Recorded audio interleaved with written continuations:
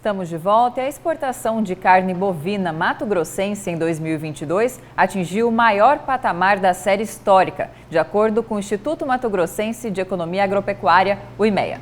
E é para falar sobre esse e outros assuntos que está aqui no estúdio do Jornal do Meio-Dia o diretor técnico da Associação dos Criadores de Mato Grosso, a Acrimate, Francisco Manzi. Boa tarde, diretor, e seja bem-vindo aqui ao Jornal do Meio-Dia. Bom, obrigado, Lúcio. Obrigado, Camila. Muito obrigado pelo espaço em nome da Acrimate.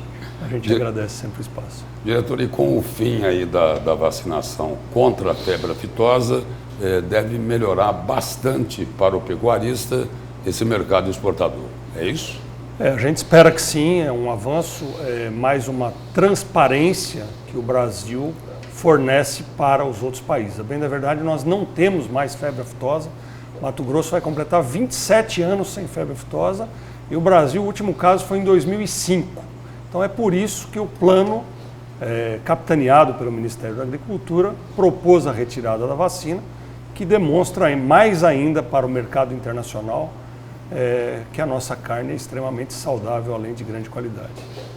Sr. Francisco, até 2026, então, o Brasil inteiro será livre da febre aftosa, que já é, mas sem vacinação. É essa a meta? E com isso vai expandir ainda mais o mercado? O senhor estava falando que recentemente outros países, né, se integraram ali aos principais consumidores e importadores de carne brasileira. Já é um reflexo da suspensão da vacinação que aconteceu em novembro do ano passado aqui em Mato Grosso? Sim, Mato Grosso fez a última vacinação em novembro, depois de décadas vacinando, né? Pudemos dar mais esse passo e, às vezes, não é um número maior de países que vai adquirir, mas dentro das cotas que esses países já importam, eles podem aumentar a quantidade importada. Vale lembrar que nós temos em torno de 195 países no mundo e hoje mais de 140 países já consomem a nossa carne. Um tema que é bem popular. O pecuarista, ele sempre se defende dizendo o seguinte: olha, o preço que a gente vende a arroba do boi, né, ele cobre os nossos custos e com uma margem de lucro razoável. Lá na gôndola do supermercado, lá no açougue, o consumidor vive reclamando do preço da carne, que está bem salgado. De quem é a culpa, então? Excelente essa pergunta, Lúcio, porque é o seguinte: o produtor, ele é uma atividade meio e nós somos tomadores de preços e não formadores de preço. Então o pecuarista, ele vai nas lojas, pergunta quanto custa o sal, quanto custa a vacina, quanto custa o vermífugo. Na hora que ele vai vender o seu boi, ele liga para o frigorífico e fala quanto você paga.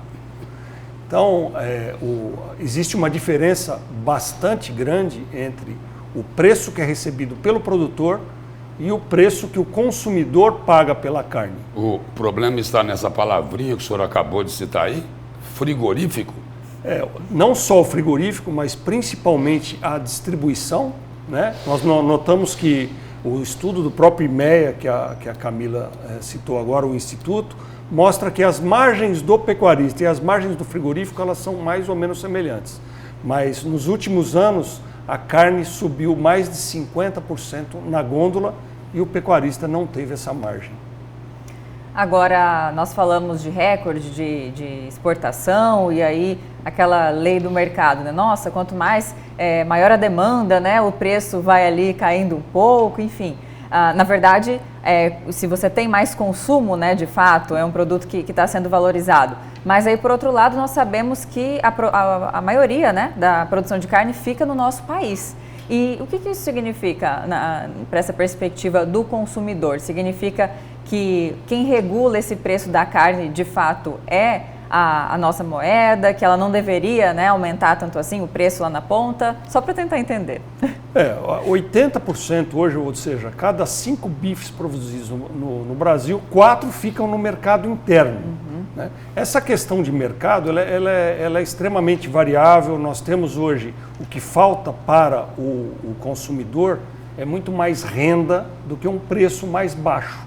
Porque hoje os pecuaristas já enfrentam uma grande dificuldade. Nós estamos, a Acrimate, hoje capitaneando negociações com a Secretaria de Desenvolvimento Econômico, com o Banco do Brasil, com bancos privados, porque as contas estão muito apertadas para o pecuarista. Sim. Então, para que nós tenhamos aí um mercado interno que volte a consumir, é necessário que tenha diminuição de desemprego, estabilidade econômica e renda para que ele possa consumir a carne, a ponto de justificar um melhor preço ao produtor, porque quando ele recebe mais, ele investe mais e mais na sua atividade. Ou seja, o problema talvez é a diminuição, né, da renda do brasileiro, especialmente num cenário pós-pandêmico, né? Esse é o principal ponto hoje que afeta, como nós falamos aí, a maioria fica no mercado interno e essa demanda está muito reprimida em função de desemprego, em função da desvalorização da nossa própria moeda também.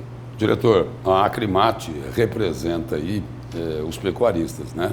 O setor que é o campeão no rebanho bovino aqui do país.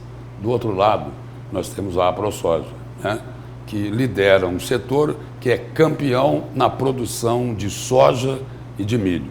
No caso da AproSoja, tem uma guerrinha aí com o atual ministro da Agricultura, Carlos Fávaro. E a Acrimate, como vai se relacionar com o Ministério?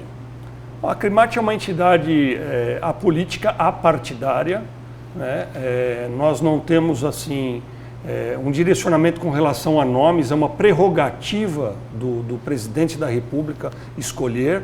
Nós vemos com bons olhos a questão do Carlos Fávaro por conhecer, por ser daqui de Mato Grosso, por ser produtor rural e por conhecer a nossa realidade, mas as nossas pautas com o Ministério da Agricultura, assim como todos os deputados e até o Poder Executivo, é pontual, ou seja, conforme as nossas demandas, se atendidas, somos favoráveis, se não atendidas, nós negociamos pontualmente.